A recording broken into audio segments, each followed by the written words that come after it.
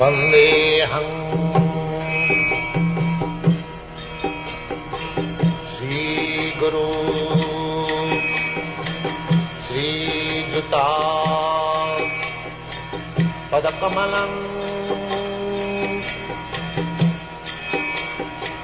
Sri Gurum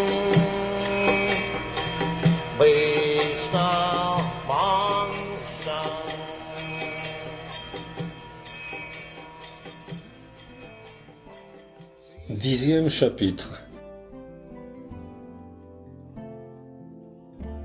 Shri Krishna part pour Dwarka.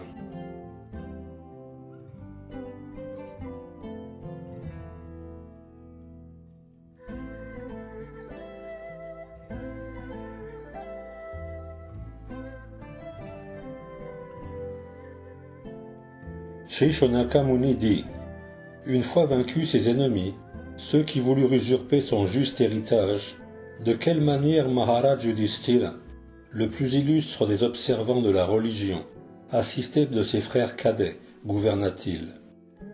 Certes, il ne put sans remords jouir de son royaume. Sutta Goswami dit: Shri Krishna, Dieu la personne suprême, soutien de l'univers, se trouva satisfait après qu'il eut rétabli Maharaj Yudhishthira en son royaume et redonné racine à la dynastie Kuru, décimée par le feu de la colère, telle une forêt qu'embrase le frottement des bambous. Et Maharaj Yudhishthira, éclairé par les enseignements de Bhishmadev et de Shri Krishna, le Seigneur infaillible, tous ses doutes dissipés, put dès lors agir en possession du parfait savoir. Ainsi gouverna-t-il la terre et ses océans même, tel Indra, le royaume édénique, protégé par le Seigneur invincible et assisté de ses jeunes frères. Quand régnait Maharaj Yudhishthira, les nuages déversaient sur terre toute l'eau indispensable aux hommes, et c'est à profusion que le sol produisait tous les biens nécessaires à la vie. Les vaches, heureuses, le pis bien gonflé, arrosaient de leur lait les pâturages. Rivières, océans, collines et montagnes, forêts, végétaux sauvages, herbes médicinales et plantes diverses, à chaque saison et en abondance, payaient tribut au roi. Et parce que le roi ne montrait d'inimitié envers personne, jamais les êtres en son royaume ne se voyaient troublés par l'angoisse, la maladie, la chaleur ou le froid excessif, ou par quelque souffrance que ce soit. Shri Hari demeura quelques mois à Hastinapur pour réconforter ses proches et plaire à Subhadra, sa sœur. Enfin, le Seigneur demande à Maharaj Yudhishthira qu'il la lui accorde permission de prendre congé de lui. Il se prosterne aux pieds du roi, lui offre ainsi ses respects et reçoit son étreinte. Puis Shri Krishna, recevant l'accolade ou l'hommage de ceux qui sont présents, monte sur son char. À cet instant, Subhadra, Draupadi, Kunti, Uttara, Gandhari, Dhritarashtra, Yuyutshu, Kripacharya, Nakula, Sahadev, Bhimasena, Dromia et Satyavati, tous incapables de supporter la séparation d'avec Shri Krishna, sont prêts de s'évanouir de douleur. L'homme d'intelligence, qui par le contact avec des purs bhaktas a réalisé le Seigneur suprême et s'est affranchi de tout lien néfaste avec le monde matériel, ne peut jamais, les eût-il une fois entendus, se dérober à l'écoute des gloires du Seigneur. Comment dès lors les Pandavas pourraient-ils supporter d'être séparés de lui, avec qui ils ont échangé des rapports personnels si intimes, qu'ils ont vus de si près et même touchés, avec qui ils se sont entretenus, auprès de qui ils se sont assis, avec qui ils ont mangé et dormi. Leur cœur à tous fond à la vue fascinante du Seigneur. Ils le fixent du regard, sans cligner des paupières, et, déconcertés, s'agitent dans tous les sens. Les dames de la cour, chacune parente du Seigneur, sortent des salles du palais, retenant à grand-peine leurs larmes de profonds tourments, car elles craignent que leurs pleurs ne soient importuns à l'heure où part Krishna. Quand le Seigneur est sur le point de quitter le palais d'Hastinapura, divers tambours, le mridanga, le dhola, le nagra, le dunduri, les dundubi, et vina, timbales et conques, cloches, cors et trompettes se font entendre, sonnant en l'honneur de lui.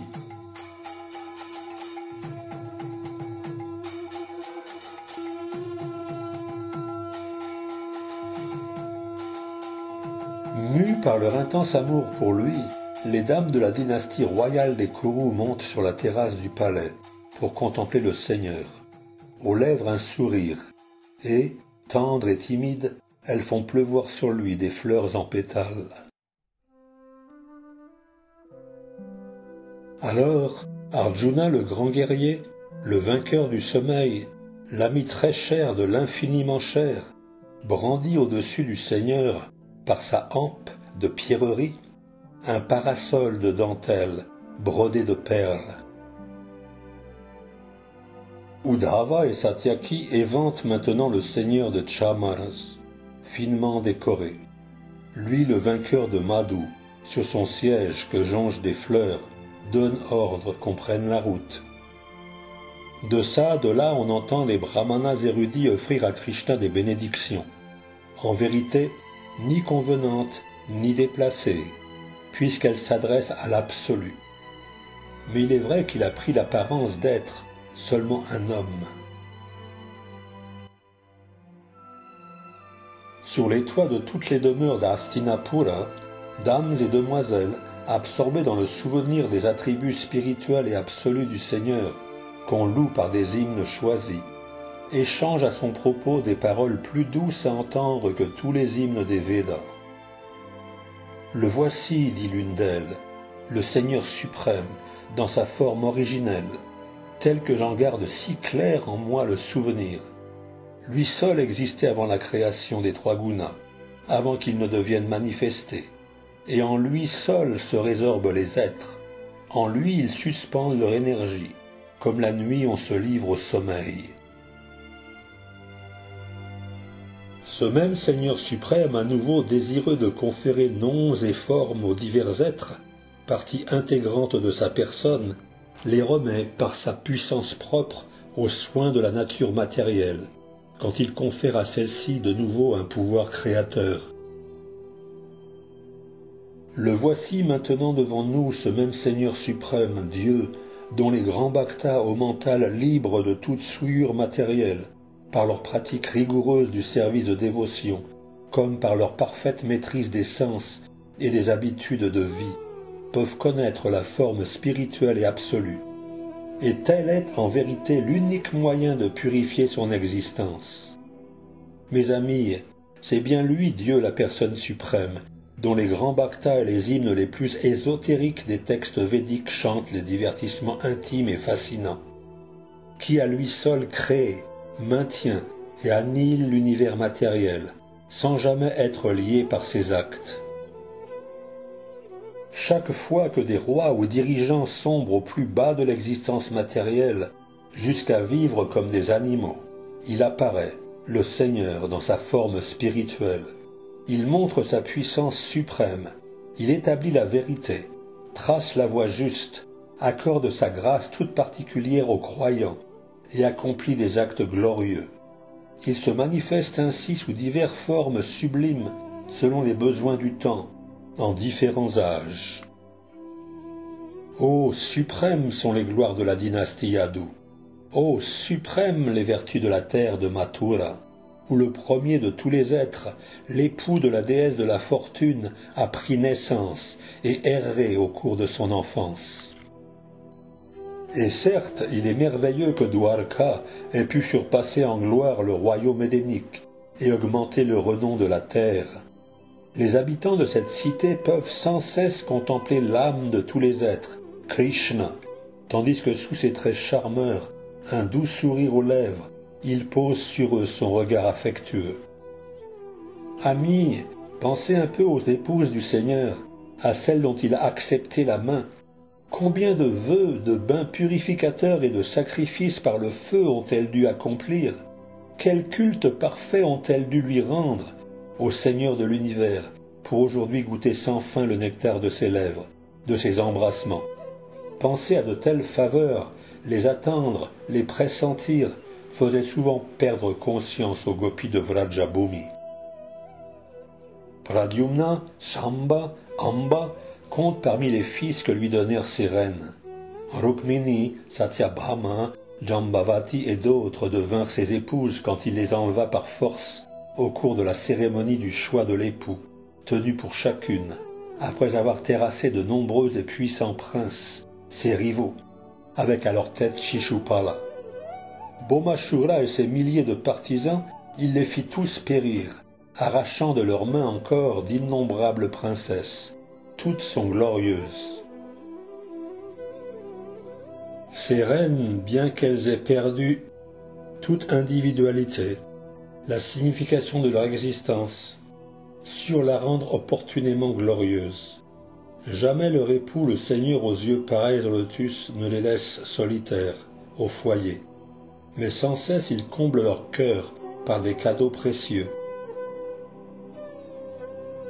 Comme les dames d'Assinapura le saluent et entre elles le célèbrent, le Seigneur en souriant accepte leurs bons sentiments, et après avoir répandu sur elles la grâce de son regard, quitte la capitale.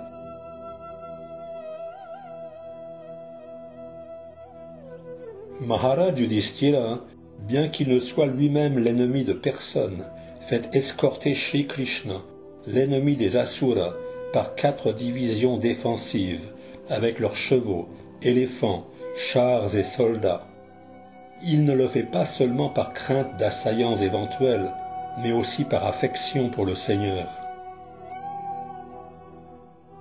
Par affection profonde pour Krishna, pour être avec lui jusqu'à son départ, les Pandavas, membres de la dynastie Kuru, l'accompagnent très longtemps. Ils sentent grandir leurs troubles à penser qu'ils seront bientôt séparés de lui. Mais le Seigneur les persuade enfin de retourner chez eux, et lui-même, avec d'autres compagnons très chers, prend la route de Dwarka. Ô Shonaka, le Seigneur traverse alors les provinces de Kuru-Jangala, Panchala et Shurasena, les terres qui longent la rivière Yamuna, puis les districts de Brahmavarta, Kurukshetra, Matsya et Sarasvata. La province du désert est celle encore où l'eau est peu abondante. Il atteint pour finir les provinces de Sovira et Abira, puis à l'ouest, ses chevaux quelque peu fatigués par la longue course, la ville de Dwarka.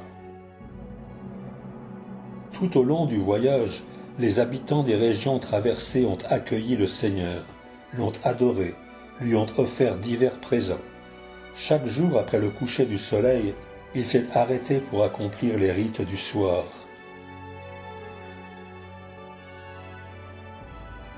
Ainsi s'achève le 10e chapitre du premier chant du Srimad Bhagavatam, intitulé Shri Krishna part pour Dwarka.